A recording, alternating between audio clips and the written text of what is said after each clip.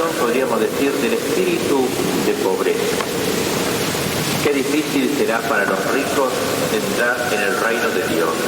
Tal fue la terrible exclamación del Señor al comprobar el apego excesivo que el hombre rico demostraba por sus bienes terrenos. Dediquemos pues este comentario a la consideración de lo que es la pobreza en el cristianismo. Cuando hablamos de pobre, es necesario saber primero qué quiere decir esta palabra en el lenguaje de las Escrituras. Al comienzo la palabra pobre significaba poco más o menos lo que significa entre nosotros. Una persona desposeída de bienes y en ocasiones incluso explotada. Así, por ejemplo, era pobre en este sentido el pueblo judío oprimido por el faraón en Egipto. Y Dios los salvó de esa opresión. Pero con el tiempo la palabra fue tomando un sentido más espiritual, haciéndose sinónimo de justo o de humilde. Y así se pasó de un sentido más bien social a un sentido predominantemente religioso. Los humildes aparecían como los predilectos de Dios, no solamente por causa de su pobreza, sino también en razón de su actitud religiosamente despojada, a la que su pobreza los orientaba en relación con Dios.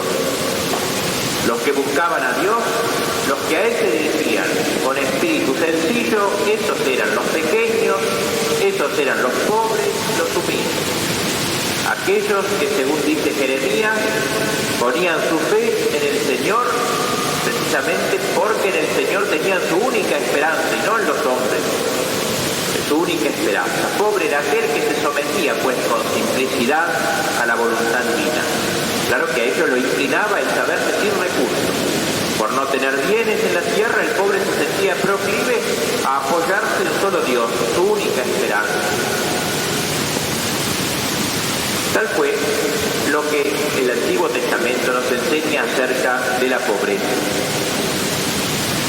Jesús será, en cierta manera, el desemboque de todo el Antiguo Testamento. Toda la enseñanza del Antiguo Testamento confluye en la enseñanza de Jesús y confluye en la persona de Jesús, porque Cristo mismo es el pobre por excelencia. Como decíamos en el retiro hoy, Cristo no dijo solamente, sino que dijo e hizo. A diferencia de nosotros que tantas veces decimos nuestra fe y obramos aparte. Cristo dijo y Cristo habló de la pobreza, pero Él fue a su vez pobre. El pobre con mayúscula, el pobre por excelencia. Él que nació en la pobreza más absoluta, entre animales. Él que durante 30 años vivió humildemente, no teniendo siquiera en ocasiones donde reclinar su cabeza. El mismo que enseñó de manera tajante que simultáneamente no se podía servir a dos señores, a Dios y a la riqueza. Especialmente en su pasión, Jesús es el pobre, aquel que Isaías había descrito en sueños proféticamente como un hombre sin belleza, objeto de desprecio, varón de dolores, que no grita ni protesta, y levanta su voz en medio de la multitud, aquel que como un cordero es llevado al matadero sin abrir la boca. Él es el pobre del Señor, sobre el cual recayeron todos nuestros dolores. Él es el que fue traspasado por nuestros pecados. Él es aquel en quien se ensañó el castigo que solo nosotros habíamos merecido. Más aún, como dice hermosamente San Pablo, su pobreza será nuestra riqueza. Porque Dios, que es infinitamente rico, se hizo pobre por nosotros hasta la muerte. Así, al resucitar de la muerte, nos va a enriquecer con su pobreza. Hasta acá hemos considerado el tema este de la pobreza a lo largo de las Escrituras, partiendo del Antiguo Testamento y culminando en Cristo, el pobre por antonomasia.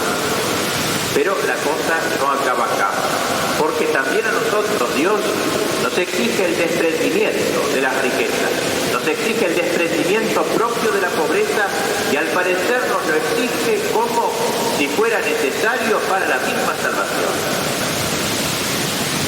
¿Qué quiere decir ser pobre? Ser pobre implica carecer de dinero. Las riquezas no son un mal en sí, y Cristo de hecho ha exigido a todos los hombres el abandono efectivo de las riquezas. Lo que Cristo sí nos exige a todos sin excepción es un desapego afectivo de las riquezas. Bienaventurados los pobres de espíritu, ha dicho el Señor, porque de ellos es el reino de los cielos. Ya que aquel que se apega con exceso a las riquezas fácilmente se hace incapaz de percibir el valor de las cosas sobrenaturales. Podemos pues decir que la primera característica del verdadero pobre de espíritu es la estima de los bienes superiores por encima de todos los bienes terrenos, de todos los bienes mundanos. El que ama la riqueza fácilmente se afinca en esta tierra, se siente en ella demasiado cómodo en esta tierra y se olvida de lo único necesario, se olvida de su vocación suprema. Es cierto que no le es imposible a un rico entrar en el reino de los cielos. Para Dios todo es posible, se nos dice en el Evangelio de hoy. Pero considerando las cosas humanamente, y aún como nos enseña la experiencia, aparece como algo bien dificultoso. Qué difícil será para los ricos entrar en el reino, dijo Jesús. Es más fácil para un camello pasar por el ojo de una aguja que para un rico entrar en el reino de Dios. También el rico podrá salvarse, pero con la condición de que conserve su corazón libre de ese apego desordenado al dinero, que lo aprisiona como una paloma que le impide volar. Esa atracción, ese apego desordenado al dinero, que es una de las características del hombre impío.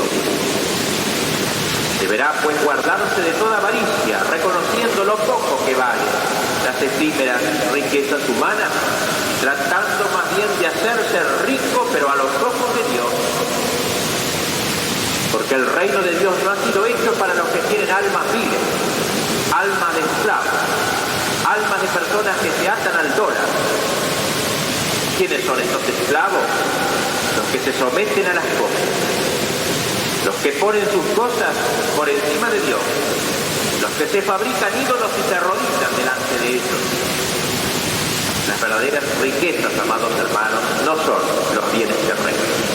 Y el peligro del rico es que limite sus deseos a lo humano, que se contente con los consuelos que el dinero hace posible, cuando en realidad cada cristiano debería saberse en cierto modo un peregrino, una persona de paso por este mundo, porque su verdadero tesoro está en el cielo. Tal es, pues, la primera característica, podríamos decir, del espíritu de pobreza: valorar más las cosas sobrenaturales que los bienes de la tierra, al revés de lo que hace la mayor parte de la gente, por cierto. Para ello no es menester, pues, hacerse pobre en sentido clasista, proletario.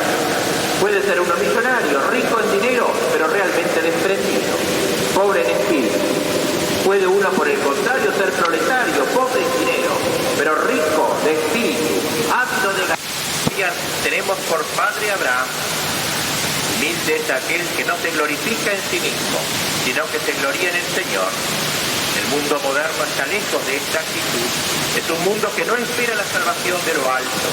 Cree que a fuerza de músculos, cree que a fuerza de psicología, de progreso científico indefinido, podrá llegar a su perfección. Hombres modernos que no se quieren pobres sino ricos en su ciencia, en su técnica, en su libertad. Un mundo así es un mundo que se cierra a Dios, un mundo esencialmente orgulloso. No consintamos pues con este mundo soberbio, seamos humildes como María Santísima. Pidamos con ella que Dios mire nuestra humildad de esclavo, que si es tal su voluntad sea Él quien en nosotros haga grandes cosas. Termina el Evangelio de hoy con una frase consoladora de Cristo, especialmente para nosotros, llamados al sacerdocio, que ha dejado. Nosotros, le dijo Pedro, Señor, hemos dejado todo precisamente. Nosotros no nos hemos apegado a nada. Y Jesús le responde: el que ha dejado padre, madre, hermanos, casas, estancias por mí, recibirá 100 por 1 en esta vida. Y así es. Nosotros hemos dejado muchas cosas. Y Y las tenemos que cada vez ir dejando más espiritualmente, todas esas cosas. Hemos dejado padres, hemos dejado hermanos, hemos dejado posibles hijos, pero encontraremos en el mundo muchísimos más hijos como sacerdotes. Seremos padres espirituales, seremos hijos espirituales de la Virgen, seremos esposos de Cristo, etcétera. Tendremos todo lo que hemos dejado con creces, pero como dice Jesús, en medio de persecuciones. Eso sí, nuestra alegría no puede ser una pura alegría humana de diversión y de folgorio, de darnos todos los gustos en la tierra, aún habiendo abandonado tantas cosas, sino que es en medio de las persecuciones, así será nuestro gozo. De todos modos, sigamos este trabajo de despojo interior. Cada vez nuestro corazón se vaya desprendiendo, no solo exterior, sino interiormente de todas las cosas, hasta pegarlo y adherirlo a solo Dios. Vamos a seguir el santo sacrificio de la misa y nos acercaremos pronto a recibir el cuerpo de Jesús. Él vendrá a nosotros precisamente con aspecto pobre, con aspecto humilde, tras las apariencias sacramentales del pan y del vino. Pidámosle que nos enseñe a valorar la pobreza, esa pobreza que es comparable a aquella sabiduría de la que se nos hablaba en la primera lectura de hoy, preferible al cetro y al trono, y en cuya comparación nada es toda la riqueza del mundo, de esa pobreza que nos procurará un tesoro en el cielo, así sea.